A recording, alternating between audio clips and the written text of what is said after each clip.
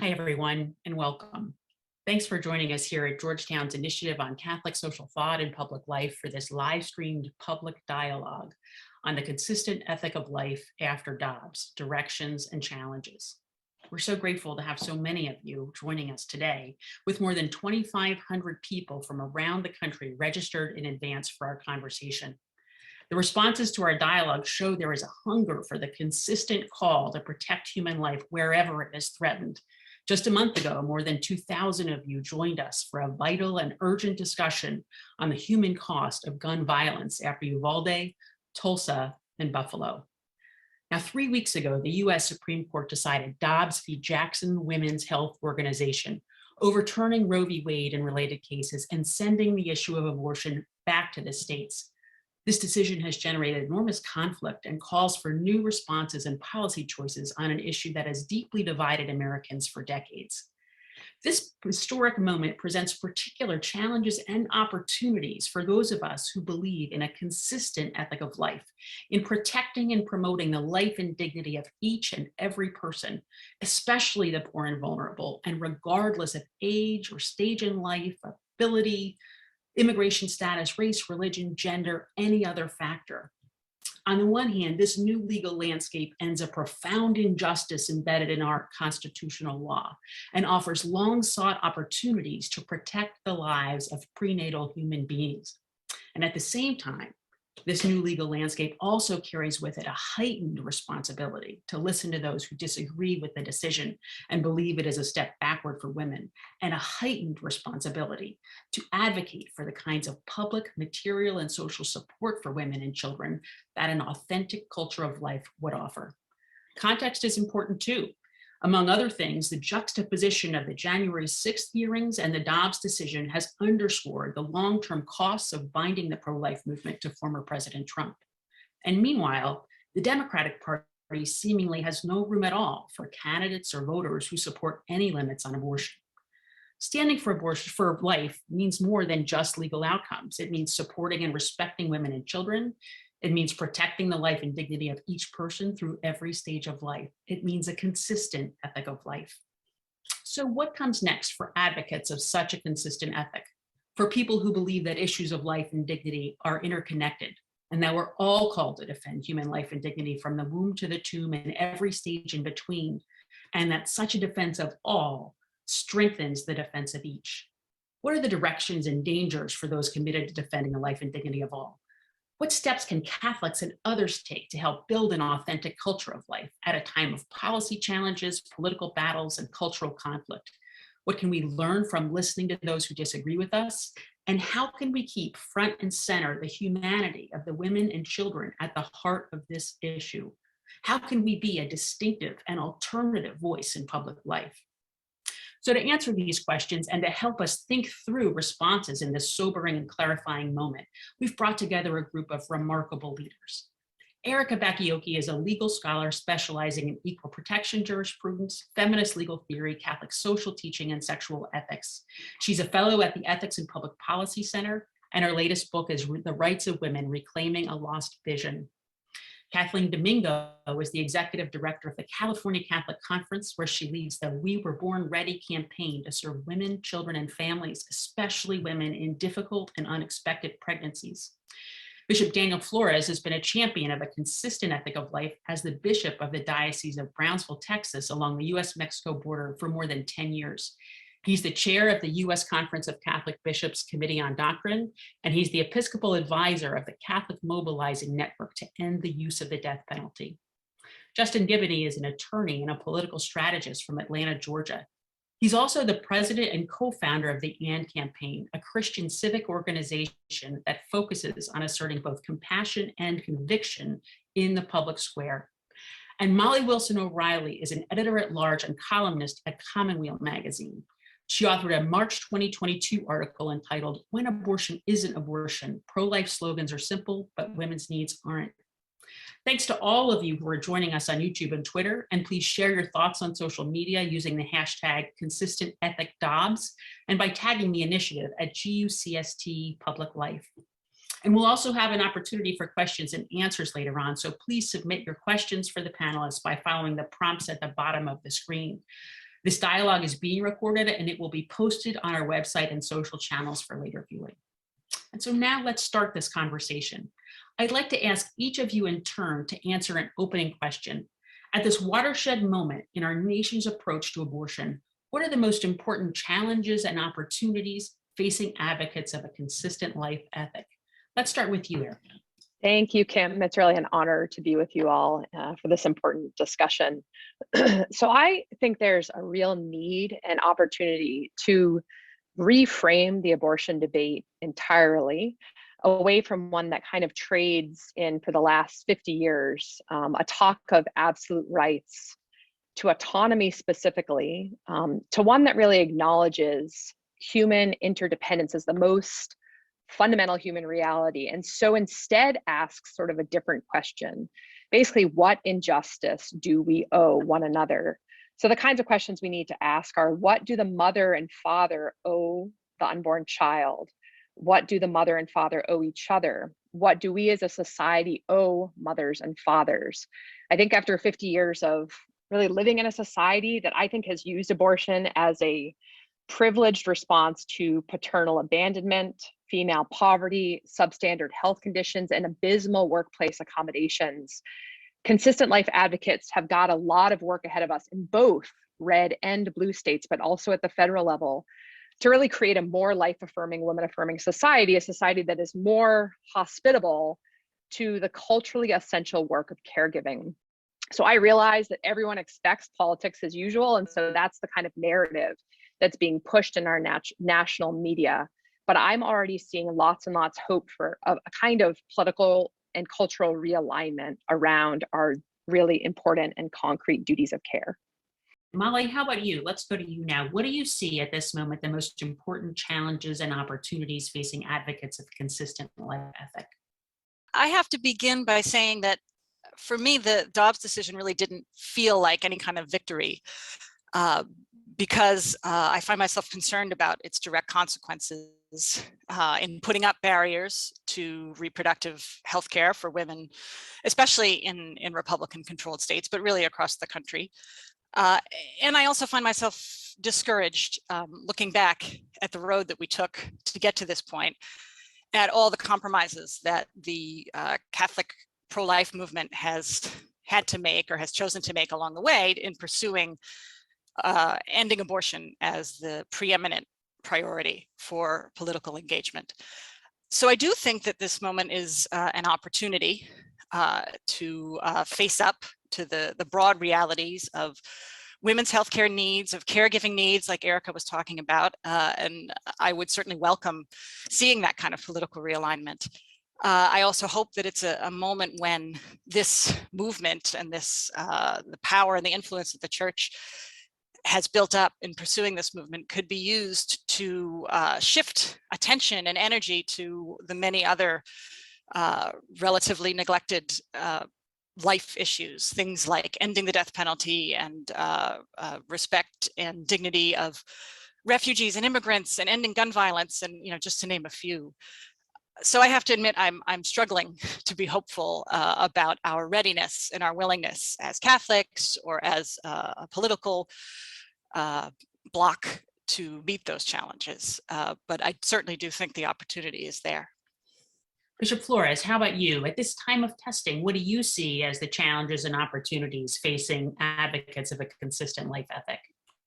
Well, thanks, Kim, very much for just this chance to speak a little bit and to hear and to listen to, especially our other panelists. I'm looking forward to it.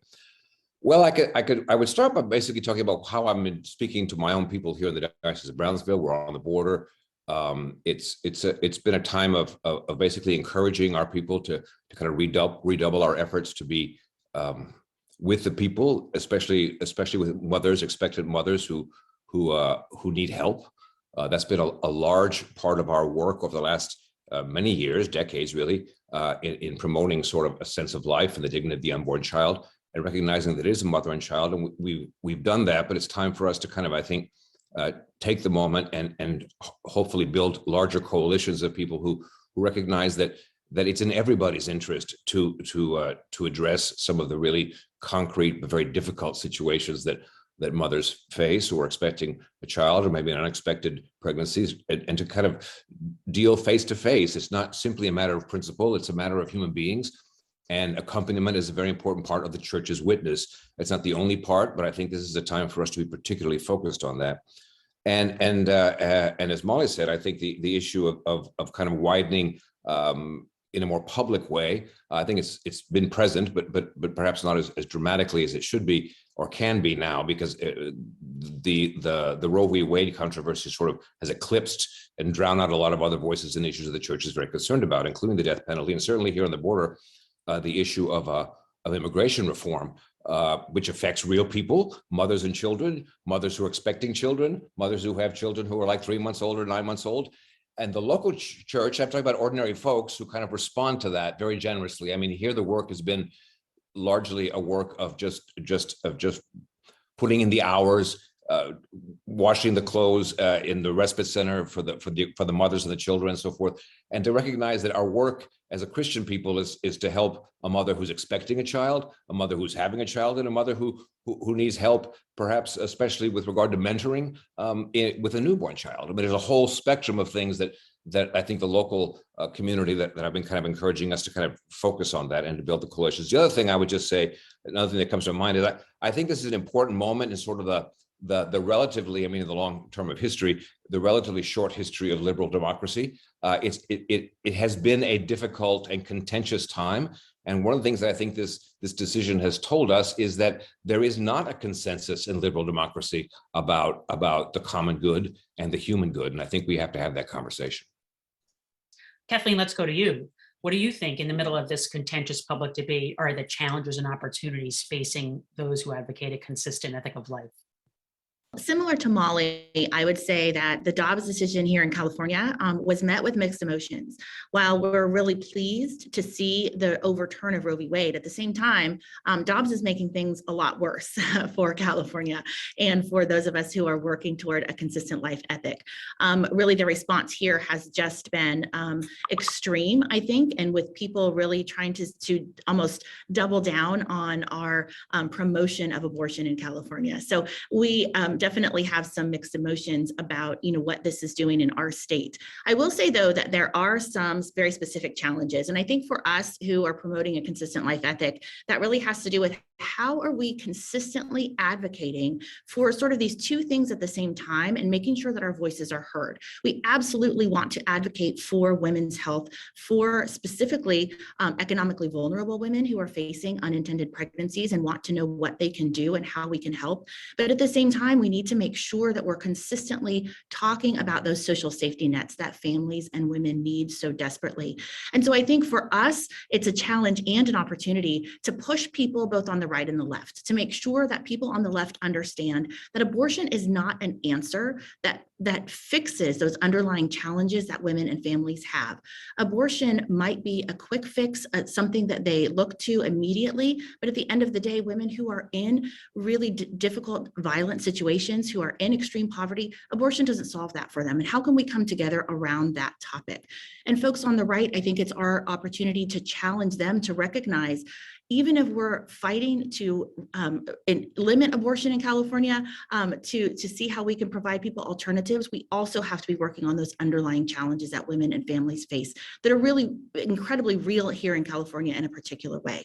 I think we have opportunities, though, as the topic of abortion is now a statewide topic instead of a federal topic. What can we do here on the ground? And I think locally, we're seeing a lot of opportunity for discussion and for common ground around those issues of how we help women and children and families. And if we focus on that, we find that even as we're testifying in front of legislators here in California, who are perhaps the most progressive you can find in the world, there's nodding and there's public comment from them saying, we agree with you on these things. We might not get to where you want us to be at the end, but there's a lot of agreement around how we can be helpers and how we can work really within our legislature to help protect women and children and families. And so I'm excited to see where that will go for us here in California. Justin, let's go to you. First of all, thanks for being with us. And can you tell us, from the perspective of the AND campaign, what are the challenges and opportunities facing advocates of a consistent ethic of life? First and foremost, thanks for having me. Glad to be here and part of this conversation with these distinguished panelists. I think Kathleen and Molly hit on it, and I'd want to start from the same place. While I really thought that Roe was bad from a legal point of view and also from a moral point of view, I did think that some of the triumphalism coming from the right in that regard was premature, if not completely irresponsible. There are still hurting people. We always have to put skin on policy, and there's still so much to do and so much to be accomplished that we need to settle down a little bit and get to work. And that, I think, leads me into one of the biggest challenges that we have here. We cannot ignore what's been happening on the right for so long. I know a lot of people in my community who are primarily pro-choice because they have no trust and no belief in the right and what conservatives are going to do in this regard. They just don't believe, based on racial issues, based on gender issues throughout history, that they are going to do the right thing and that they really care about life and that this isn't some huge ulterior motive. That has to be dealt with because not all of that is unfair. Not all of that comes from nowhere. And then I would just say that the opportunity is to have new messengers step into this conversation who are not part of the culture war, who can talk about this issue from a different context and a different perspective, and to allow them to talk about it in the way that they talk about it, even though it may be different and they may be coming a little further from the left. That's what we need to really make this something that puts women in a better position and that kind of heals some of the wounds that were caused even by folks in the pro-life movement. Erica, let's go back to you and let's explore some of what we've heard so far. You're a legal scholar specializing in equal protection and abortion law. And in your latest book, as well as your writings at the New York Times and elsewhere, you lay out a pro-life feminist vision shaped by our responsibilities towards one another. First, since you're one of the lawyers on this call, help us lay out what happened in Dobbs. You wrote an amicus brief in the case. Help us understand the decision. What did the court do? What are the implications of the decision? In Dobbs, the court, of course, overruled Roe and Casey, which are longstanding Supreme Court cases that prohibited bans on abortion before viability around 24 weeks of pregnancy. So we have to remember that with Roe and Casey, legislatures were not able to pass even moderate kinds of prohibitions like the one at issue in the Dobbs case, which prohibited most abortions after 15 weeks, and really the kinds of laws we see throughout the rest of the Western world. So the majority's reasoning in overturning Roe is quite simple, and I think it's important to kind of lay out quickly in order to understand the dissent's really sort of some powerful part of their argument. Really, just that since abortion is not protected in the text of the Constitution, like there's no word abortion in there, kind of like the freedom of speech or the press, what the Roe court did was recognize it as what we call an unenumerated right, an aspect of 14th Amendment liberty. But the Dobbs court holds that Roe made an egregiously wrong judgment in this regard. For unenumerated rights, what we do is we look at the history and tradition of our laws to see if such a right is an aspect of ordered liberty. It's a fundamental right.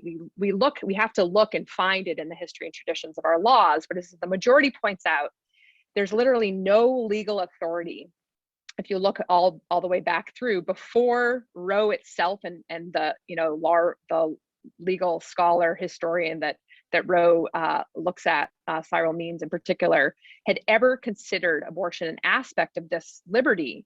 And so it thereby is basically correcting this erroneous history that Roe relied upon.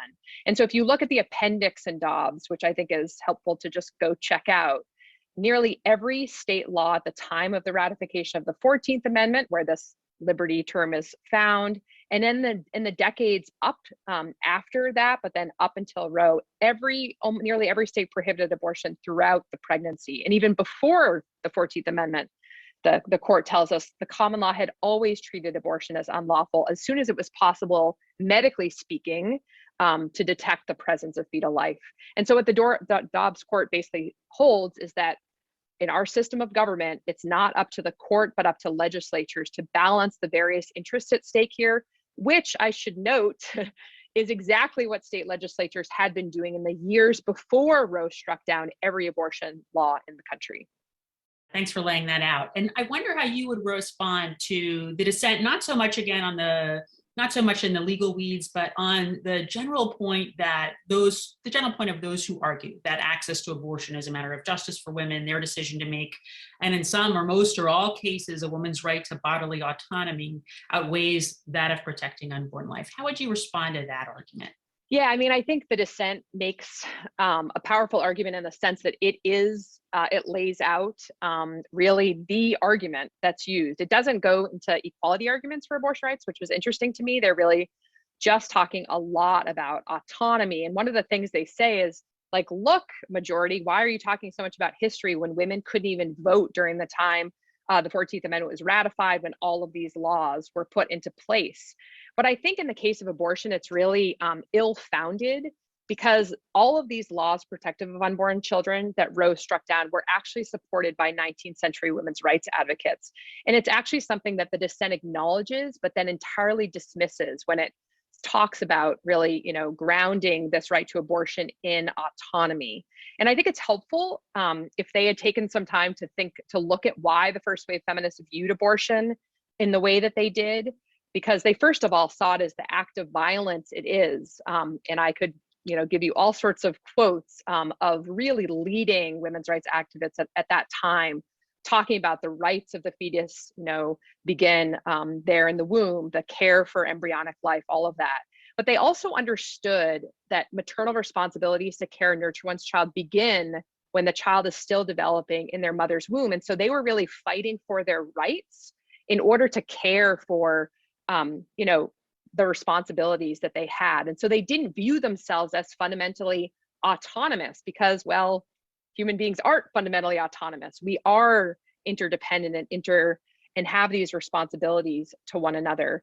And so really, I mean, to me, there's an easy response to the dissent, which is really that the dissent is grounding an idea of women's rights in what I see are male normative ideals of this kind of unencumbered autonomy. And really, we need to be grounding our rights in the responsibilities we have to one another. And that's really how the early feminists thought about this. I think it's a really better way to sort of think about this in order to get at what we owe one another, as I said at the beginning, a much richer account of what it is to be human. And it's interesting because a lot of the questions already coming in are about men's responsibilities here. So I hope Yeah. we explore that in further conversation. One last question for you, and then we'll move on. But today we're talking about the consistent ethic of life. And given past experience, current evidence, many are skeptical that GOP-led states that have or will restrict abortion will actually invest in concrete help for women and children, or will stand for a consistent ethic of life more generally. Do you see anti-abortion pro-life leaders broadening or shifting the movement's advocacy? And if so, how? And what kind of policies might you advocate for? Expanded healthcare, child tax credit? What do you think is happening there from your perspective, Erica? I mean, I think there's all sorts of states that, all sorts of policies we need to be pushing for. There's no question about that, and that people at EPBC are doing lots of work about that. We have a family policy meeting of sort of experts coming together next month. I'm going out to actually speak at Live Action, who's having me speak on a panel on family policy. There's kind of all sorts of, you can see, and even National Review has an article there today talking about how the right is moving toward family policy. So yeah, there's a lot of movement. There's a lot of people that still need convincing, but I think there is this kind of narrative out there that the right will never do this. And I think the right is sort of just like the pro-life movement is a very diverse, group of people that have different kinds of views. There's already a lot of realignment happening among conservatives that I hope also happens on the left, right? Because there's certainly not everybody on the left wants the kind of abortion kind of position that the party thinks. So we have to sort of see the diversity. And really, politics is about coalition building, as the bishop said, or as I think it was the bishop said. And so we really have to be doing a lot of that coalition building and finding those who agree with us to push forward the kind of policies that we need. One thing I would say, and I do want to kind of list a couple of policies, is that I just want to quote, my friend Destiny from New Wave Feminists, who talks about how we can't just wait for the politicians. We have to be practicing radical solidarity in our communities today. And I think that that's a really important thing that pro-lifers have been doing in our communities, in maternity homes, in pregnancy care clinics and centers for the last 50 years. So to continue to do that work.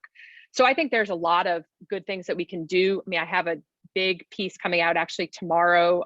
I would sort of talk about the kinds of responsibilities we need for men, not only child support measures, which begin in pregnancy, where they pay for costs, you know, of pregnancy, labor and delivery costs, other types of medical costs, but also lost wages. But I think in order to do that, we need to be thinking seriously about how we're supporting men in their work, that we need to be focusing more on trades, less on college kind of education. We need to be removing marriage penalties. In terms of health, we have a scandal of maternal mortality in this country. And I think, you know, whether it's Medicaid coverage and extensions, perinatal doulas, which some states have looked at, but really overall, like our overall health concerns. And then the final thing is just the workplace, which I spent a lot of time doing work on. We need to be passing the Pregnant Worker Fairness Act. We need to be recognizing caregiver responsibilities discrimination, of course, a family allowance or refundable child tax credit, of course, paid family leave, and incentivizing flexible work options, outlawing things like just-in-time scheduling. I mean, there's all sorts of things that people are thinking really creatively about. And so hopefully we'll be pushing this stuff forward. Thanks so much for that. And I want to get to talking a little bit about coalition building and the reality and the possibilities of that, because that's really where we all hope to go, right?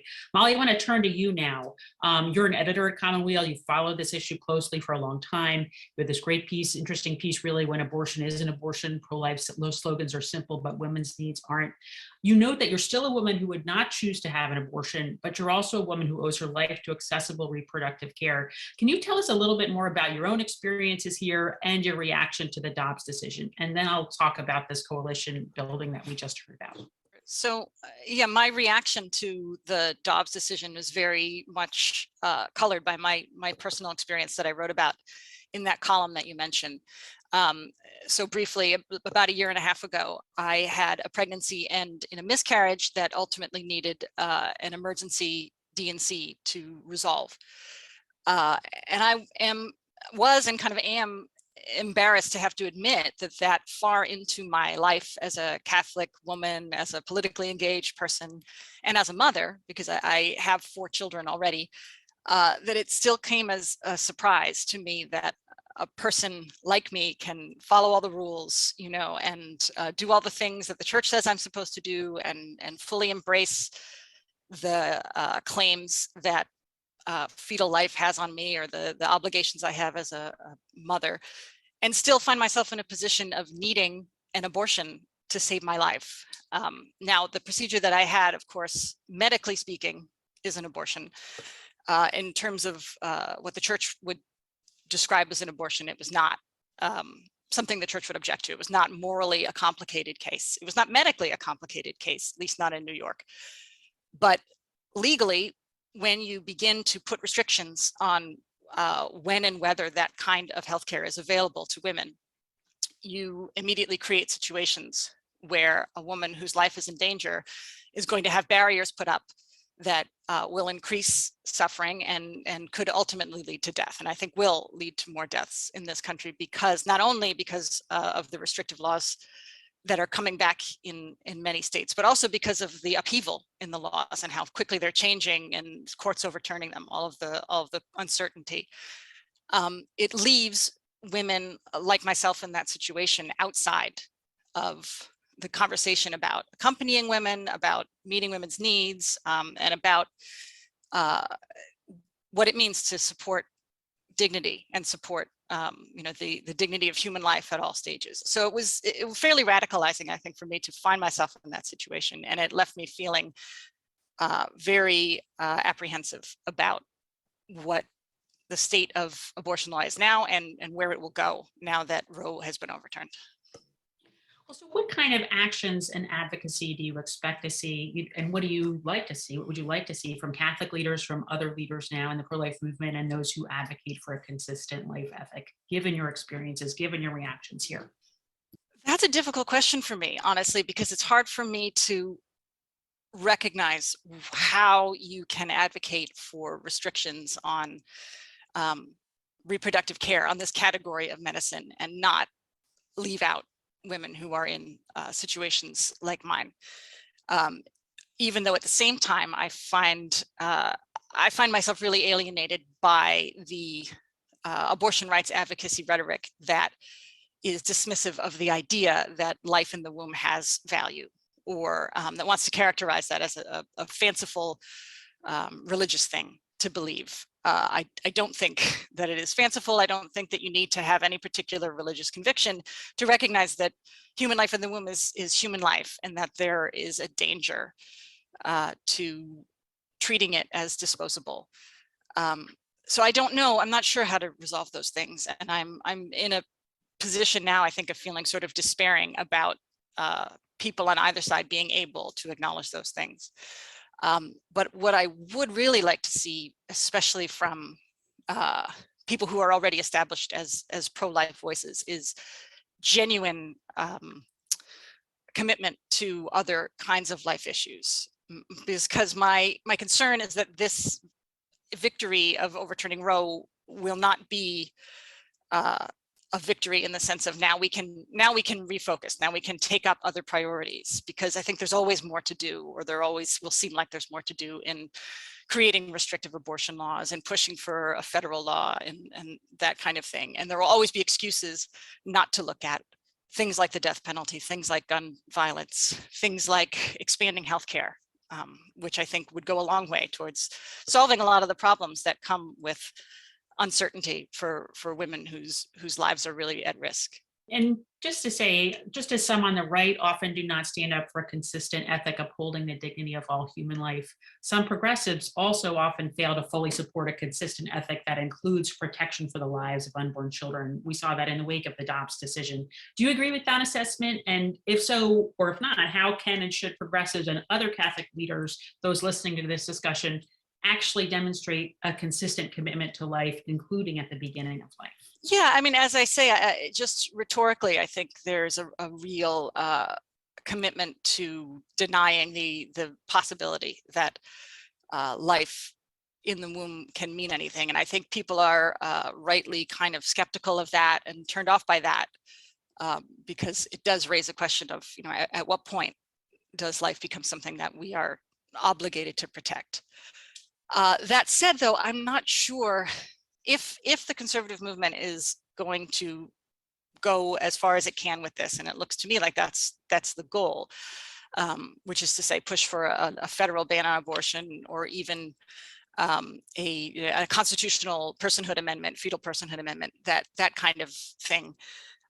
I don't know what compromises in that area are available to liberals or to Democrats to make. And I'm not even sure that they should be looking for the opportunity to compromise, only because it's become clearer to me that when you do start putting restrictions on that kind of healthcare, you are putting up barriers that I think our system is not capable of dealing with without causing a lot of harm to women and to pregnant people and their health outcomes.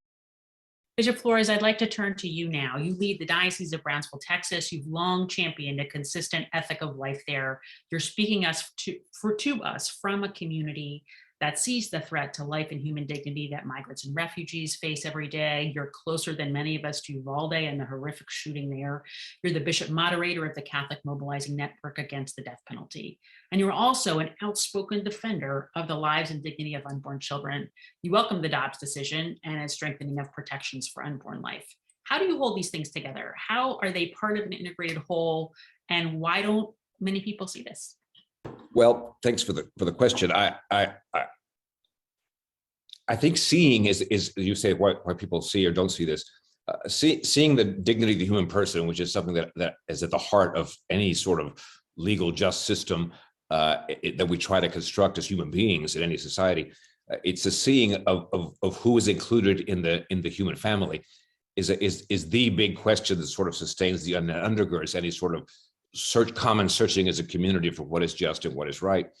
And I think we have a lot of ways in our current cultural setting in the United States to kind of exclude people from being considered as within that sort of circle of protection because of their humanity. We do that to people on death row. We do it in some instances, we do it to people we decide that, well, they're not citizens, and so it's really kind of too bad, but really can't do anything for them, and it's not our responsibility. And so kind of an excluding of any responsibility for the well-being of of other people. I myself, we just had the gospel on Sunday of the Good Samaritan, and I think that the vision that the church wants to propose, and it's basically the gospel vision, is that who is my neighbor is the fundamental question for us all, and the responsibility to at least respond compassionately. And I think this is something that's kind of at the heart of the way Pope Francis is asking us to look at this. There are many threats to human dignity, and the first thing to kind of begin to respond to it is to see the reality of the person and their particular circumstances, and that we are connected, and that we have a certain kind of responsibility. And it's part of the sort of the difficulty of the sort of the current sort of situation we find ourselves in, not only in the United States, but in a lot of other Western democracies, is how to have that conversation about the common responsibility as a people. And it's sort of the discussion up until this point has been largely a sort of a screaming at each other, is this issue of well, autonomous individual rights are the only ultimate criteria we have in the modern world to even deal with these issues. And the other side that says, but then there is my neighbor, and what is my responsibility? And the neighbor, in sort of the consistency of the church's teaching on this, includes the death row inmate. If people would just look at who that is, and not only who that is, but also what the state does to them in the sort of dehumanizing way by which they're put to death, but also so is the mother and the child, or the father and the teenager who are trying to find a way to get away from gun gangs in Central America. That there's also a responsibility there. The church sort of responds on different levels. I would say that my experience here in the Valley of the Rio Grande is exactly that we have a responsibility to respond person to person, because they're at our doorstep. And that's the first sort of level by which the church responds as a Christian people who have a sense of responsibility. Who is my neighbor? They're hungry, they're thirsty, they need some assistance because they don't even know where the bus station is. And so you kind of respond in a human way. I mean, respond in a Christian way always presumes that we're responding in a human way to the humanity in front of us, and that's kind of the issue. I think we have to keep it concrete that way. In terms of we're talking about people, and we're talking about their situations, and it's not one general rule is not going to absolve us from the responsibility of attending to the human condition, which is very often a vulnerable one. And vulnerability is exactly sort of the heart of what poverty as a human being really is. We are all vulnerable, and we rely on others around us to kind of help us and accompany us and make it possible to maybe overcome our particular challenges. I think as you move up into the sort of the more abstract, and there's a value to going to the abstract. I mean, a little bit more sort of in general, what is the principle here? How does that human dignity apply, and so on and so forth? We can't lose sight of the concrete and the people that we're talking about, and to ask ourselves, what is our responsibility? I do think, though, that the responsiveness of the moral question, what has happened as a result of Dobbs, is now, because the only way a liberal democracy has of dealing with moral questions without making a Kantian absolute is basically a moral dialogue on a more local level, which is basically back where we are. And so we have to have this dialogue on a local level, and hopefully it is a conversation. Cultural wars need to be substituted by more of a cultural encounter where we're actually hearing what the issues are and then trying to respond. And for us, it is responding to the person and to the dignity of the unborn child. It's kind of hollow, I would say, on both parties' part to talk about human dignity by excluding huge swaths of it. Right? It's hollow on the Democratic parties when they talk to me about immigration, how they're with me, and I say, but you can't see the unborn child. And then on the other side, we're with you on the unborn child, but you can't see the immigrant. Why not? And so that's the question. We have to talk about that. I'm struck by your language of working person to person at our doorstep, of dialogue at the local level. And this really, to me, echoes Pope Francis' approach in many ways, right? He calls us to resist abstraction. He calls us to see the humanity of the faces, right, of people at the center of our challenges. And that includes, we see the sonograms of unborn children in the womb that have changed so many people's minds. And at the same time, we see the faces of women facing tragic situations sometimes. And those are the faces we're called to keep front and center. I wonder if this approach leads you to think about any different approaches that Catholic leaders, your leader at the Bishops' Conference, maybe at the conference, other leaders might use in approaching this issue now at this inflection point. Well, a couple of things come to mind. One, I think the church has a responsibility to teach the integrity of her doctrine. And one of the things that I say about the church's doctrine is that we cannot forget the fact that the social teaching of the church is just as much a part of the doctrine of the church as anything else, and that we need to propose it actively and teach it. I think we have a challenge, to be perfectly honest, with our own local community and in the church internally in sort of conveying the teaching of the issue of human dignity and how it applies, and what that means in terms of our co-responsibility to one another to build a community, build a country where life is welcomed, but also life in very difficult situations is accompanied. I think that's one of them. I think on the other side of sort of a slightly different angle from this is that the church has a responsibility, just as we have since 1973. It's been a long time, has advocated for a reform of those laws which are fundamentally unjust, and that we need to make that case in the public square. And I think that that's an important responsibility that we have, but we have to recognize that in the public square as we live it today, we have to have a reasoned argument. We have to have a cogent way of presenting this at that particular level of the conversation. And that human dignity is not just a Catholic issue, it's a human issue. And we need to look at it and it's in the full, because what does it mean to be a people who seek to support the flourishing of human life? What does that mean? And in a real sense, in terms of our policy, especially support for people in poverty and families who are struggling, and an economy that is increasingly difficult for people to make work, at least as I know it with 2 or 3 jobs. So those are issues. Kathleen, I want to go to you because you're right in the middle of that public square. You really are in the thick of advocating for the policies we've been talking about. You're the executive director of the California Catholic Conference. You've been a strong advocate for a consistent ethic of life throughout your career, including advocate for unborn children and also for robust policies on housing and jobs and against the death penalty. What's different now about the response of the California Catholic Conference after the Dobbs decision? How are Catholics in California responding? So after the Dobbs decision, as I mentioned, California decided to really go all in on abortion policy. And that makes things really difficult for us because we're facing about 20 different pieces of legislation here in California that do everything from protect women, protect abortion providers, but also expand taxpayer funding for abortion. We have $200 million in our state budget this year specifically to pay for abortions for women in California and out of California coming to our state for abortion, to expand access to abortion, so abortion infrastructure, abortion scholarships for providers who promise to perform abortions in the future, all of these things that really are laser focused just around this particular issue. And it really is difficult for us to say, we want to do so many wonderful things, right? What the bishops want to do, what Catholics in California want to do is expand assistance to really work on those public safety nets.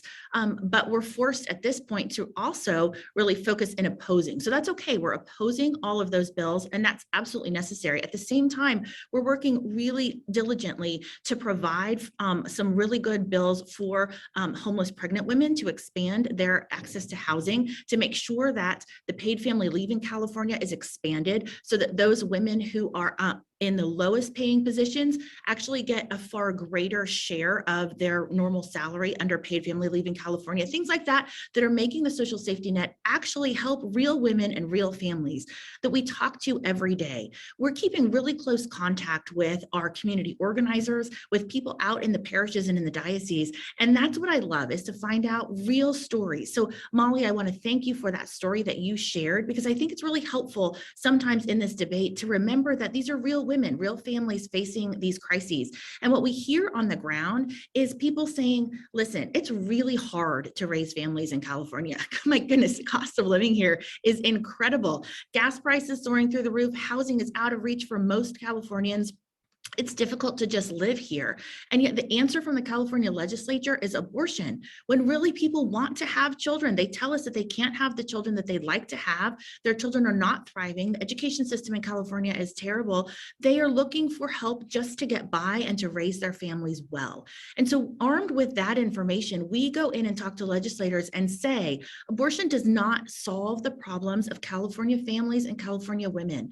Access to abortion is a Band-Aid so that legislators and other people can kind of put their hands up and say, well, we provided you abortion. If you chose to have children, that's kind of on you. And that's not the society that we want to live in, right? So we're really doing our best to change that conversation and to try to find common ground, going back to those legislators that are working on those safety net issues, particularly around incarcerated women, homeless women, and families that need that extra assistance, and say, how can we work with you and recognize that we're with you on these issues, but we can't go with you on abortion? What can we find in the middle ground to work on together? And I think that's really where our Catholic faith frees us to be able to have those conversations in a way that many other people can't.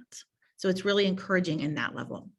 We're getting a lot of questions, and I want to pick up on one theme that we're getting.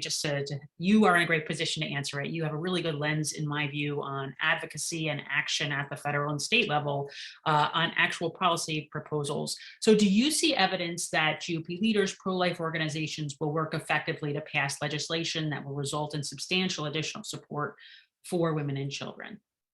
We are definitely seeing some GOP leaders who are making that walk across the aisle and reaching out a hand and saying, what can we do to help? I think we recognize that that is the only way for us to really get anywhere, especially in a state like California and others across the country, where it is just so difficult to live. We have got to provide assistance for people. We can't say to people, don't have an abortion, that's not what we want for you, without also coming in and saying, hey, we're going to help you make this choice. So it's not just up to the state, but it is also up to the state. But it's also a reliance on, we've been spending 50 years building this beautiful pro-life infrastructure. And that's one of the things that the bishops really in California want to focus on. We've had a lot of people asking, are you going to be ready if Dobbs overturns Roe? Are you guys going to be ready? We're saying we were born ready for this. For 2,000 years, Christians in the world have been what? Doing, helping, right? We've been standing and accompanying and walking with people all along the way. We know how to do this. This is in our blood. And so we are hoping that prophetically we can help those folks on the right and the left, whether they agree with us on everything, to see that consistent stream passing through all of the things that we're working on, all of these issues.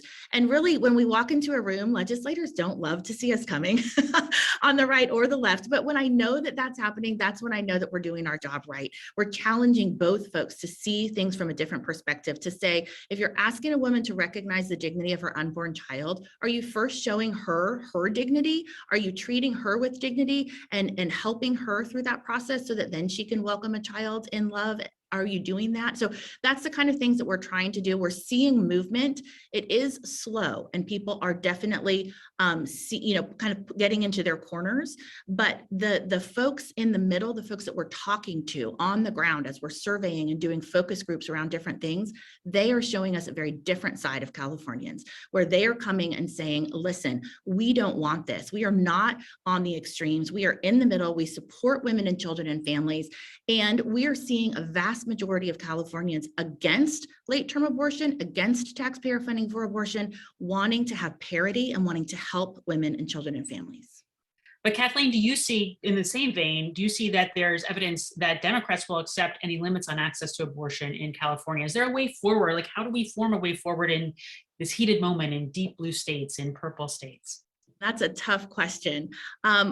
I think that there is a lot of work to be done in that instance. Right now in California, we are not seeing movement with our Democratic legislators, with those who really do feel like they've got to toe the party line.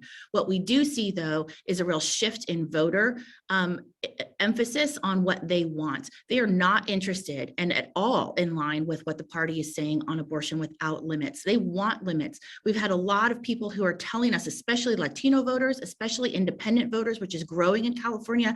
People are tired of the two-party system and sort of the extremes that are depicted by both. And they're saying, we want reasonable limits. We're really concerned about young girls getting abortion without their parents' involvement. We're really, really concerned about late-term abortion. We're very opposed to taxpayer funding of abortion. That's not what we want. So a lot of those topics that we know resonate with people, that's where we're focusing, and that's where we hope our legislators on both sides of the aisle will listen. That and that parity, again, let's help people who want to have families as we're also providing access to abortion. Let's make all of those things priorities. That's a great place to go to you. Thanks, Kathleen. And that's a great place to go to you, Justin, and talk about a little bit about the politics of this. First of all, you are not a Catholic. You are the president and co-founder of the AND Campaign, a Christian civic organization that asserts compassion and conviction in the public square. How can Christians effectively address these issues given the current state of our politics, the political parties on these issues? And how can we let our faith shape our politics instead of letting our politics shape our faith? I think the first thing Kathleen pointed out, even on the left, the numbers are there to be more sensible about this conversation. Unfortunately, the organization and the messaging isn't there. One of the things that we have to do is organize and compel our legislators to do their jobs thoughtfully. I really think in a lot of ways, federal and sometimes state, there has been what amounts to legislative malpractice sometimes when it comes to this. On the federal level, for instance, Republicans attacked Obamacare. They promised to develop an alternative and never did it because it wasn't politically expedient. That's not pro-life. It's not pro-life that Medicare wasn't expanded in Georgia. I mean, we can talk about realignments, but we can't run from the distant and recent history. We have to confront that history and respond differently. I think the right, again, as I said earlier, has run off a lot of potential allies because it hasn't engaged those other issues that indeed do speak into human dignity. Now, it's not just the right. I think on the left, there's a conversation that needs to be had too, and that we need to better articulate that everyone's life has value, even the unborn. Kim, there is a very disturbing storyline out there that basically says that if you're born into tough circumstances, then you're better off being aborted. And that's supposedly the compassionate position. And if we take that narrative, you think about it, and you take that narrative to its logical conclusion, then that means throughout the history of American oppression, a whole lot of Black lives weren't worth living. And I completely reject that proposition. You can even look to history as someone like Frederick Douglass, who was literally born in bondage, had a life that was worth living. Fannie Lou Hamer, who was born in the Jim Crow South, had a life that was worth living, even though it was hard. And so I don't think any of us are fit to cast such judgment based on demographics or anything else. And that message has to be articulated better. And this is really why, and I'll end with this, this is really why my elders were very suspicious of people who came into our community and who were so eager to provide us with access and opportunities to abort our children. That's because they were all too familiar really with the devaluing of our lives. And sadly, some have forgotten about that. To answer the second part of your question, though, how do we do this from a Christian perspective? I think we have to make sure that we don't outsource our opinions to partisans and ideological tribes. We have to understand that this issue goes beyond partisan talking points, and we have to make sure that we understand it and that we view it through biblical scrutiny.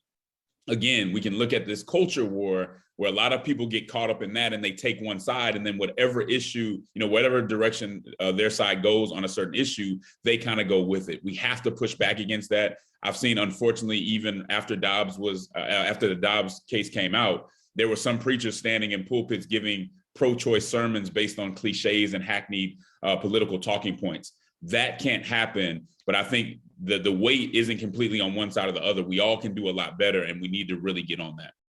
One more question, and then I think we'll go to questions for everybody. This has been such a rich conversation, and we're going to try to go a few minutes over, not too long, but we will go a few minutes over to get to a couple of your questions. But Justin, before we do that, I think you're so close to sort of the political realities here. I'd love to hear more about really practically engaging with people who disagree strongly, how we can do that, and also how you see this affecting 2022 midterms, how we see it affecting the next presidential elections. Yeah, I think one of the keys is we have to move away from the idea that hyperbole and malice and just being mean is actually effective.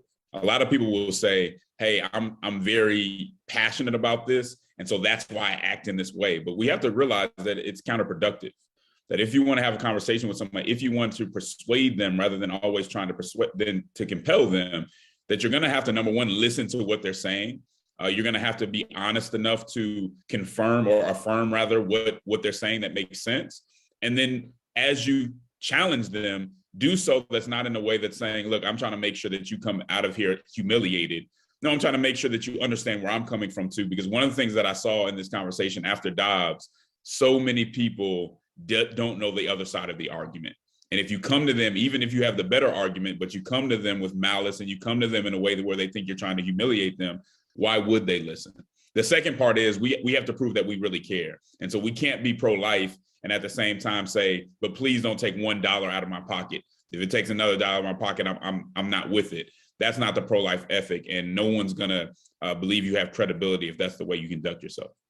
We're getting so many questions, and Justin, I really appreciate that answer because it helps lay out the ground, sort of a framework for how we talk about it. I'm going to try to organize them into 3 different themes, and then I'm going to ask you all to pick one of them, sort of react to what you've heard, or pick one of the themes or questions that I offer and maybe react to that, and then we'll wrap it up. So the themes we're seeing are really threefold. And the first is talking about the women who feel that their choices are not respected, their lives are being seriously undermined, radically undermined by this decision, and who should make these decisions, them or the government. The second theme we're seeing is the responsibilities of men here. A lot of talk about women and children, and what are the responsibilities of men here. And I think the third is to talk about whether the interest groups, whether politicians, again, we're talking about both sides, interest groups and politicians, is there any reality to the idea that they will shift, that they will support women and children in the way that a consistent ethic of life might call for? So Erica, I think I'd like to start with you and ask you to sort of react to what you've heard, pick one of those themes, whatever you'd like to talk about there.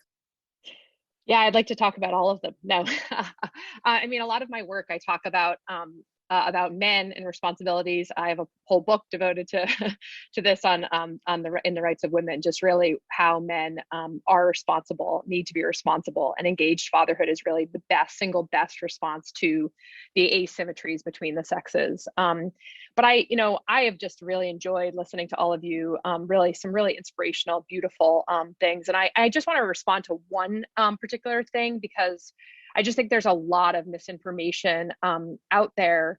And so, Molly, I just want to say I am so sorry with your first year miscarriage and then sort of the ordeal after it. I too had to have a DNC after a miscarriage. And I guess I just want to just point people to a really excellent article at SCOTUS blog by the attorney Elizabeth Kirk and a doctor there, just really getting into the legislative language in these abortion laws in the red states, because it's really important for everyone to know that the information out there about miscarriage and ectopic pregnancy is just not the case, that every state law has an exception for life and for medical emergency, and that that miscarriage care and ectopic pregnancy are not, they're always, some of these laws actually explicitly make the exception that this is not what we're talking about.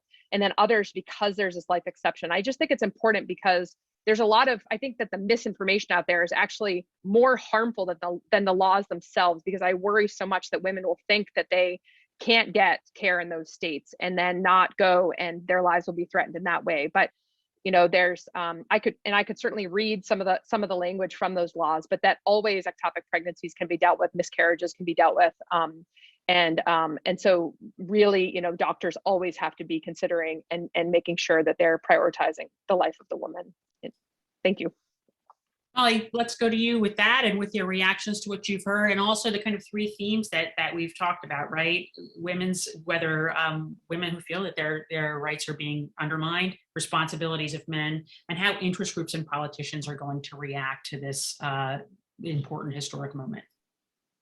Well, on the question of protections for women, it's true that, as far as I know, every state has in their laws that there's an exception in the case of a woman's life being in danger. The rub is when you allow a doctor's or a hospital's judgment to be second guessed, which by definition you do if you're saying only in the case of an emergency.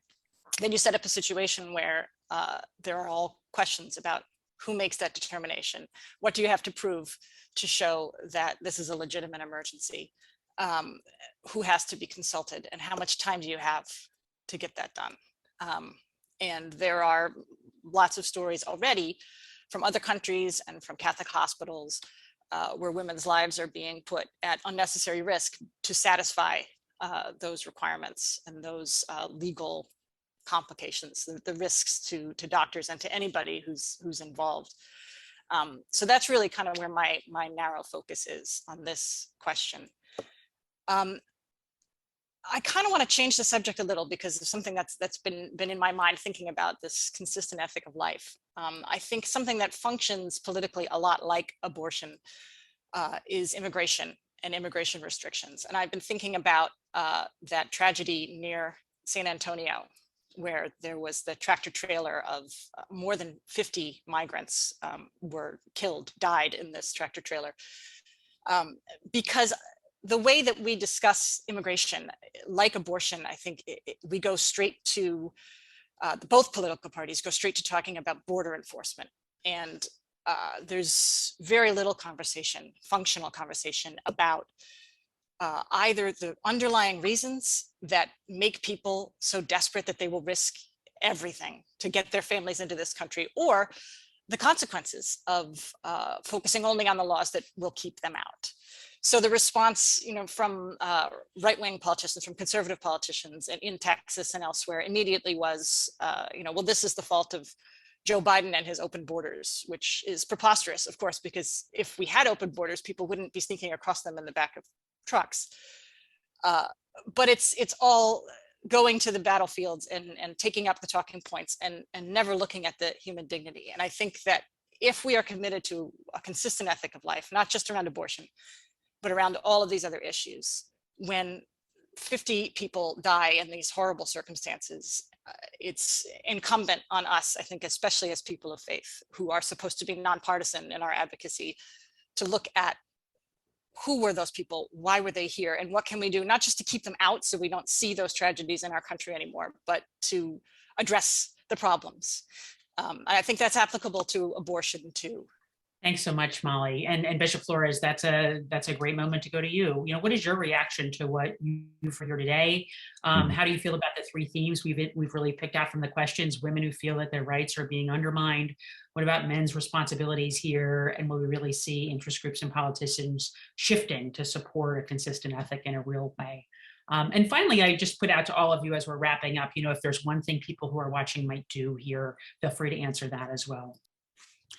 Yes, thanks. I just want to say that what Molly just said is very important. And I think this is an opportunity, both of the immigration question and the abortion issue, to kind of recognize that we need to kind of radically sort of recast the framework of that limits us in terms of how to rethink like what it means to be a society that actually does everything it can to say life is a great gift and let's try to make it as accessible, and in the difficult situations let's work a way to do that. In the same way, recasting the whole issue of the immigration sort of thing, mothers and children and fathers and children coming across.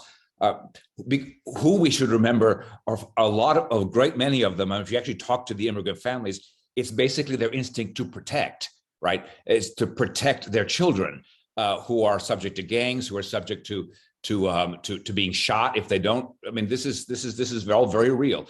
And there's something we can learn as a culture in the United States from the poor. And one of them is that the instinct to protect is very deep in us as a community, as a society. And we need to kind of use that as something that helps us frame the discussion in a different way. And I would just say on the political thing, I would encourage both parties to be a lot more willingness to to allow diversity of conversation within their own party, because my impression is that they both exercise extreme discipline, right? That you can only advance in the party if you're in this party, you have to be particularly, radical on the abortion issue in terms of in all circumstances, in all cases, no limits. And then on the other side, you have to be particularly strict upon the border enforcement thing. We need to have a more wide conversation within the parties themselves, because otherwise people are just going to be voting for who they fear least, which I fear is what's been happening an awful lot for a number of election cycles. People vote for who they fear the least. And fear is never a good place to be operating from in politics.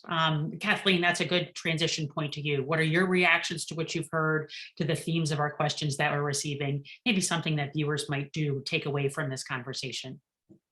Sure. So there are 2 points that I'd kind of just like to end with. First of all, I think when we talk about the rights of women, we also need to remember that so often it's women of privilege who are sort of claiming that economically vulnerable women and Black women and Latinas need abortion in order to get ahead. When we talk to women in those particular communities, we learn that they actually don't want abortion. They want someone to help them have their children and raise their children, and to help them succeed and thrive and have safe places to live and access to quality healthcare and childcare and all of those things. So I think listening and making sure that we are not imposing values that we feel on other people who don't want them as a solution, that are looking for different solutions, is something really important. And I think the last point in terms of what can people do, we know through polling data, we know through research and surveys that have been done around the country, that the greatest driver in changing people's minds around abortion are not facts and statistics, but their personal experience. If a woman has had a positive experience with abortion at Planned Parenthood, that's what she's going to remember.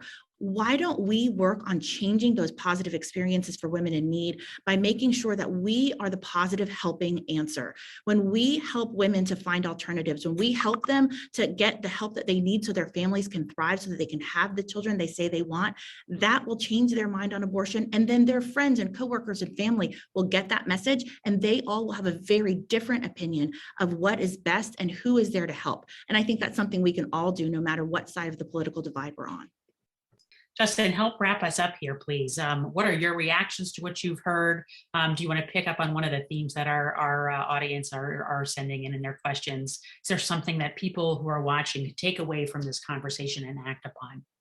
Yeah, so much has been said. I'll keep it brief. We have a very individualistic and adult-centered culture. And I think in a lot of ways, men have led us to that point. And I'm all for making sure that men are held more accountable, that they are a part of this conversation in a better way, because some of the men who think they win by having abortions are the ones that just want to be as irresponsible as possible. And this is, and maybe in California and places like this, the more progressive those policies get, they think they're the winners.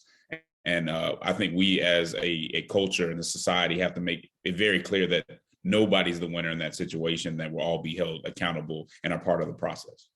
Thanks so much for that, Justin. That's a great way to end our conversation. And I want to thank you all. I want to thank Erica, Kathleen, Bishop Flores, Justin, and Molly. Thank all of you who are watching. Thank you for joining us for this important conversation.